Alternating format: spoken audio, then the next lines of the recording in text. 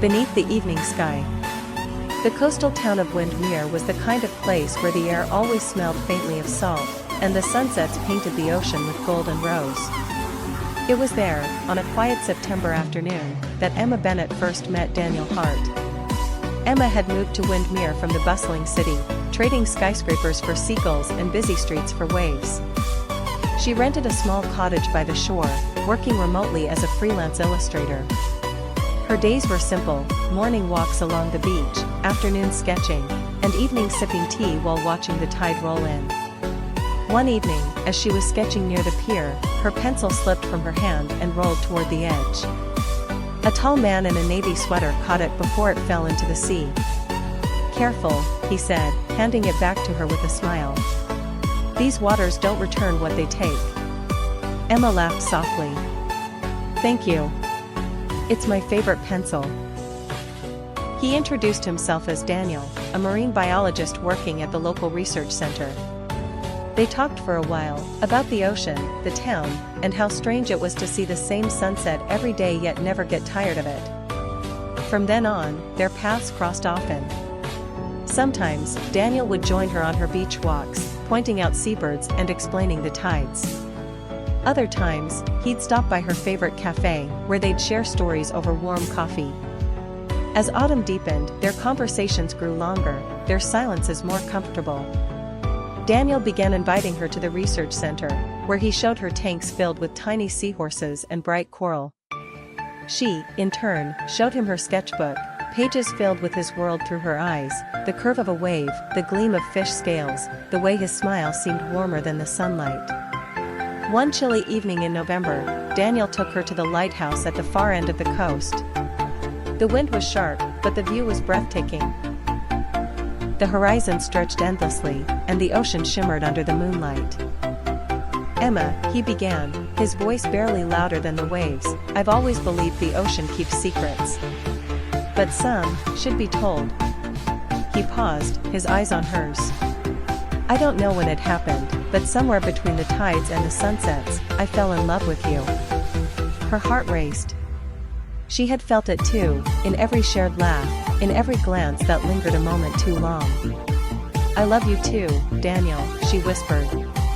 They stood there, hand in hand, as the waves crashed below, two souls finding each other beneath the vast, eternal sky. Winter came, and with it storms that rattled windows and whipped the sea into fury. But inside Emma's cottage, there was warmth, cups of tea, fireside talks, and the quiet certainty that love had found them. And in Windermere, where sunsets kissed the ocean and the air always smelled of salt, Emma and Daniel built a life together. One where every day began with the sound of waves and ended with the comfort of knowing they would never have to watch the evening sky alone again. Whispers beyond the horizon. The sun dipped low over the quiet fishing village of Iris Bay, painting the sky in strokes of gold and crimson. The scent of salt lingered in the air, carried by a soft breeze that ruffled the wildflowers along the cliff's edge. Elena stood there every evening, staring at the horizon as if she were waiting for something, or someone, to come back from beyond it. 3 years earlier, she had met Adrian. He was a traveler, a writer who carried a worn leather journal filled with half-finished poems and sketches of places he had seen. He arrived in Iris Bay by accident, his boat needing repair after a sudden storm. Elena had found him wandering near the harbor, looking both lost and fascinated by the quaintness of the place. They spoke little at first, exchanging polite greetings whenever their paths crossed. But one rainy afternoon, when Elena's bookshop was nearly empty, Adrian stepped in, drenched and shivering. She made him tea, and they ended up talking until the rain stopped, and then well into the evening. She learned that he loved the sound of the sea at night, that he feared losing memories more than losing time, and that he had never truly belonged anywhere. In the weeks that followed, their days became intertwined. They walked along the shore collecting seashells, watched the stars from the cliffs, and told each other dreams they'd never shared with anyone else. One evening, as they sat by a lantern on the pier, Adrian admitted softly, "If I could choose a place to stay forever, it would be here. With you." Elena's heart swelled, but she knew his spirit was restless. He was a wanderer, she was the anchor. And then, one morning, he was gone.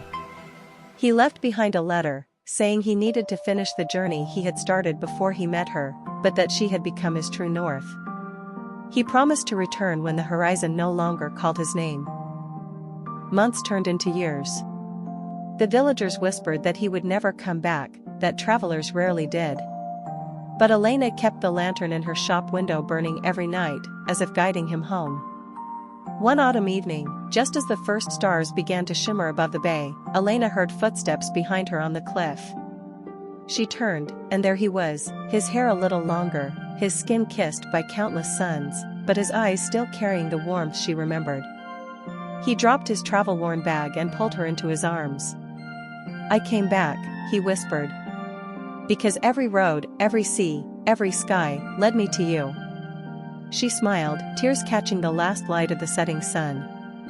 "And I never stopped waiting." As the waves crashed gently against the rocks below, the lantern in the shop window flickered, its light dancing against the night.